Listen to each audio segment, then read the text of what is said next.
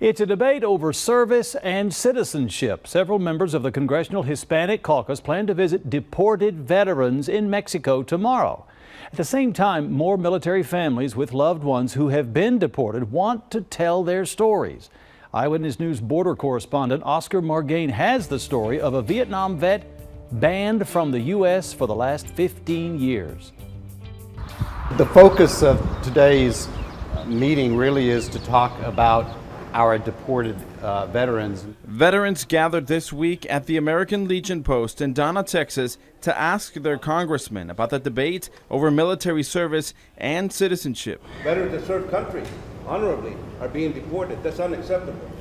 For these patriots, it's an emotional subject. Why is it that we don't have a law that states that any veteran that serves and goes to war automatically becomes a citizen? This is him. One man here isn't a soldier, but came to fight for his half-brother. I do have a quick message for the congressman from Alfredo Garcia. Alan Blackwelder wants to relay a message, pleading for help. After I came back from the war, I was nervous and I broke the laws. I am not in good health right now.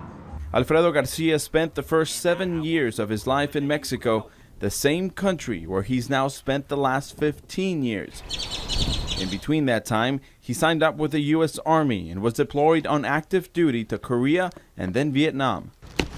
This is Alfredo's memories from when he was in the Army. Blackwelder remembers his older brother as a healthy and patriotic person, but like many who fought during that time, he returned a different man. He was exposed to Agent Orange, and when he came back, he never sought help. Blackwelder admits that his brother committed several crimes in the U.S. for which he served jail time. He says that in 2002, Garcia was questioned by the U.S. Coast Guard while he was fishing in the Gulf. After pulling up his drug and robbery convictions, Coast Guard officers detained him and he was later deported. They wanted him removed because they felt it was a threat to our country.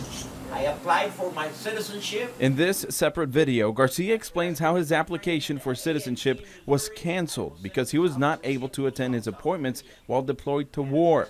Today, USCIS says it starts the naturalization process at basic training for non-citizens. However, many deported veterans from previous wars feel left behind and are hoping for a law or an executive order to bring them back.